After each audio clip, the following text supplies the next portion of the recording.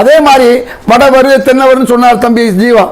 இந்த ஆட்சியை பொறுத்தவரை எல்லாருக்குமானது. நம்ம பிராமணர்களுக்கும் இருக்காங்க, 7-8 எஸ்சி இருக்காங்க. இதுக்கு முன்ன வந்து 2 பேர் 3 பேர் கொடுப்பாங்க, அதுக்கு மேல கொடுக்க மாட்டாங்க. 25 விழுக்காடு இருக்கக்கூடிய தாழ்த்தப்பட்ட மக்களுக்கு இன்னைக்கு முறை கொடுக்கப்பட்டிருக்கு. 2 பேருக்கு திமுக ஆட்சியில் கொடுத்து பிடிக்கிட்டு கடைசி ஒரு அமைச்சர் தான் இருந்தாங்க. இன்னைக்கு சதவீத பிரகாரம் 6% 2 அமைச்சர் கொடுத்துருக்காங்க. ஆனா இது எல்லாரையும் உள்ளடக்கிய ஒரு ஆட்சி.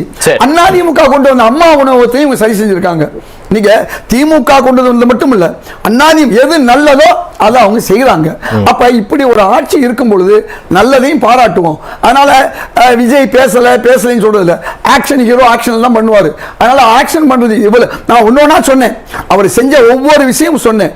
இன்னைக்கு 10 செங்கோட்டையன் அவர் சொன்னாரு, நான் போய் ஒரு காரியத்தை எடுத்து சொல்றேன். என்ன காரியம்? இன்னைக்கு சென்னையில பல மக்களுக்கு வந்து பட்டாவை கொடுத்துட்டு போன வருஷம் உடனே புடுங்கிக்கிட்டாங்க. புடுங்கின பிறகு என்ன அதிகாரிகளுக்கு பணம் போறதுக்காண்டி நான் 1 வருஷமா நான் சொன்னேன், கேட்கல. இப்ப நான் அன்னைக்கு போய் அவர் சொன்னேன். இப்ப என்ன நிலைமை ஆச்சு தெரியுமா? அந்த அரசு நிலம்னு மாத்துறாங்க இல்லையா, அத பழைய நிலைக்கு கிராமத்துக்கு கொண்டு வந்துட்டாங்க. அப்ப இந்த ஆட்சியில போய் சொன்னா உடனே வேலை நடக்குறாங்க. ஏற்கனவே நான் பல காரியங்கள் நான் சொல்லி இருக்கேன். அன்னைக்கு நான் சொல்லி செய்யல, இன்னைக்கு செய்யறதுக்கு முயற்சி எடுத்துட்டு இருக்காங்க. 2.5% கொடுக்கிறதுக்கு நீட்டு விலக்க அவங்க 5 வருஷமா கொடுக்க போறாங்க.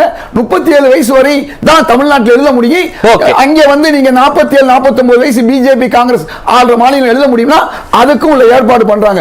இப்படி பல காரியங்களை எடுத்து சொல்லும் போது நம்ம கேட்கிறாங்க. அதனால செங்கோட்டையன் அவர்கள் வருவாய்த்துறையும் பத்திரப்பதியும் ஒண்ணாக்குறாரு. ரொம்ப ஈஸியான வேலை.